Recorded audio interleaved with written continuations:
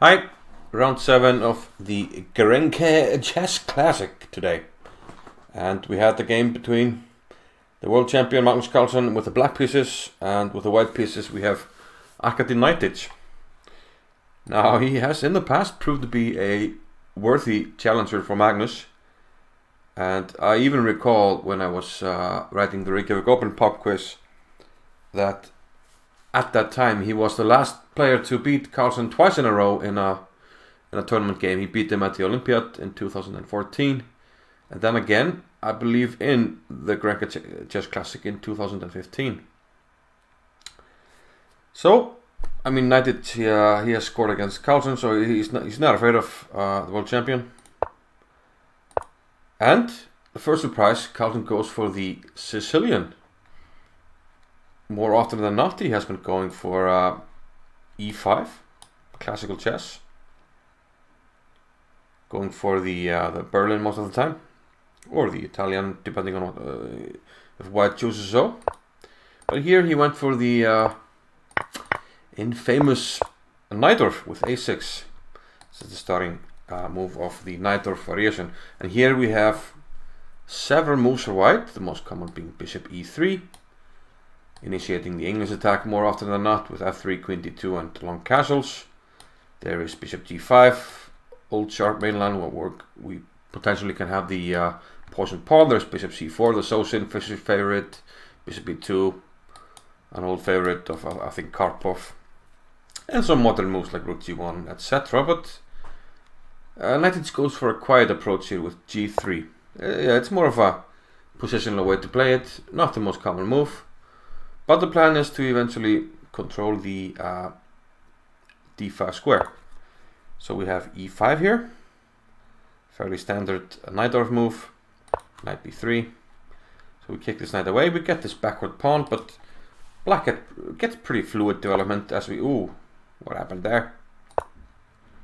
Black gets pretty fluid development, and yeah, usually develops like this, as you see now, bishop e7, bishop d2, castles, and bishop to e6. Sort of standard Sicilian moves. The knight comes here, rook c8, sometimes b5, and sometimes you prepare d5. Okay, so what does white have in mind? He plays rook e1, knight bd7, and now knight to d2. So white sort of reveals his hand. He wants to transfer this knight to e3 and try and occupy this outpost here on d5. Takes some time, so Carlsen gets on with it here with b5, getting the standard queenside Sicilian play going. There's knight f1, and now a curious maneuver. It looks like black is just losing time. He plays bishop g4 here, and after f3 the bishop goes back. So this seemingly just gave white a free hand with the maneuver that he already wanted to make.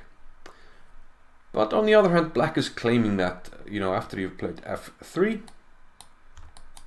we're claiming that this has opened the a7 to g1 diagonal, which can be important tactically in many cases, and considerably weakens the white king.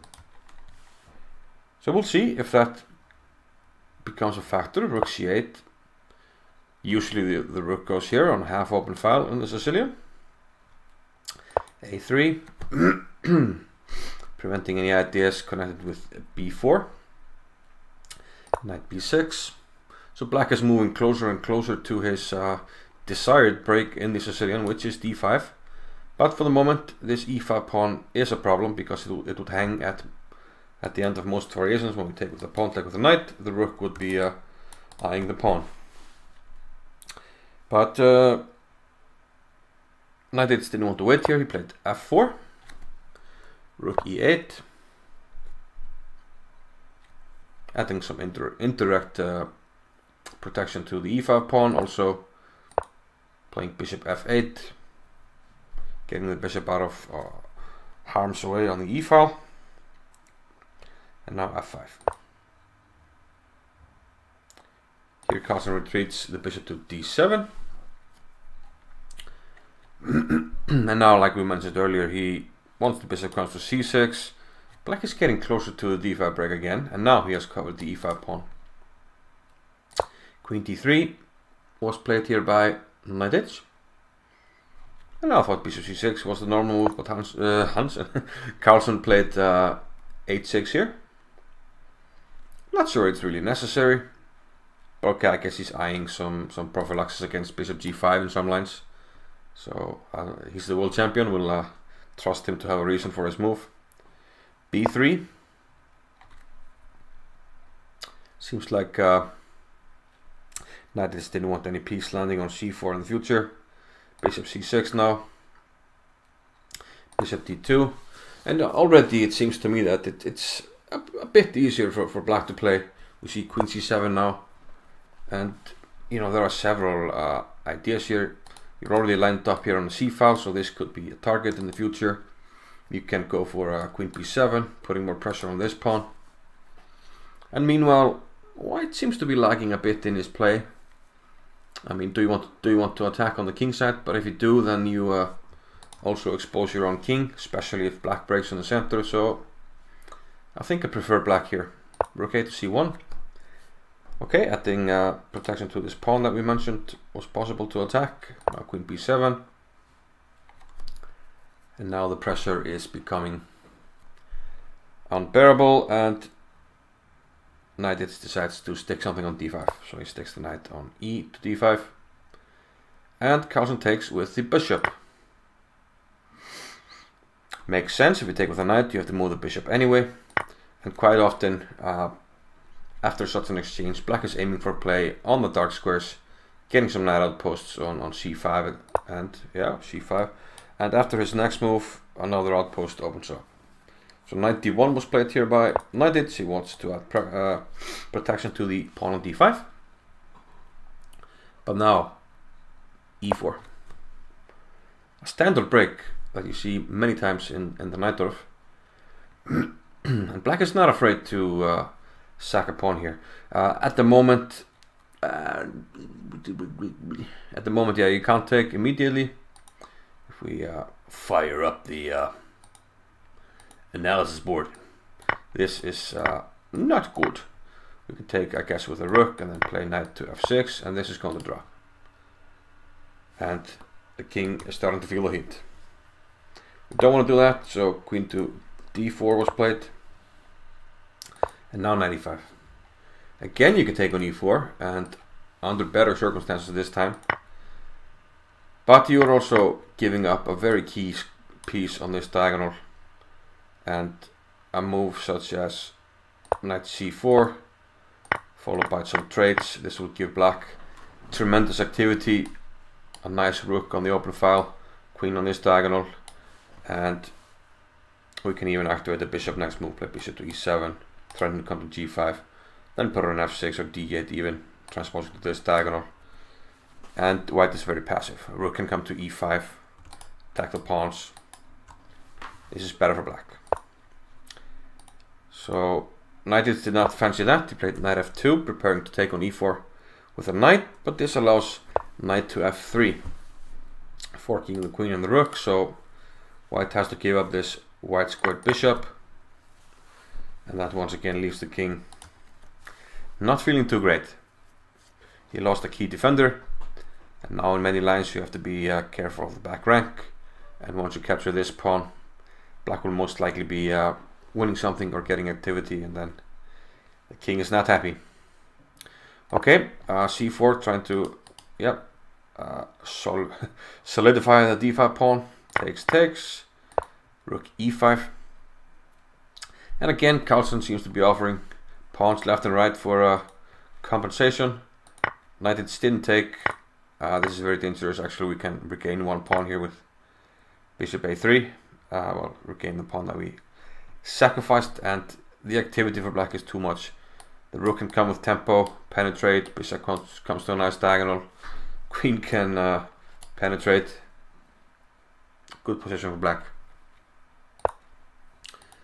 So instead, Naiditsch went for rook to e3, but now Carlsen thought it was better to take on e3 than on e4, e1 earlier, and now his queen penetrates. queen to b2. So yeah, this is becoming very difficult for white to play. He played knight d3, this gives up the a3 pawn, but okay, now he finally gets the f3 pawn.